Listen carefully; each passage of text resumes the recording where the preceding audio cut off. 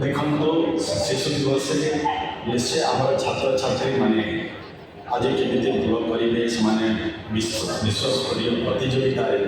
आम ओडार छात्र छात्री मैंने जमी भूल करेंगे आम सरकार अनेक नुआ नुआ सब पदक्षेप मान नौकरी जमीक शिक्षा क्षेत्र में गोटे परिवर्तन आने आम देश यशस्वी प्रधानमंत्री नरेंद्र मोदी जी आज नुआ शिक्षा नीति 2020 जो देश में लागू कले आज ओडिशा प्रदेश में आमर मोहन माझी सरकार आसला आम ओडिशा रे आज ताकू लागू करुचे एवं ओडिशा रे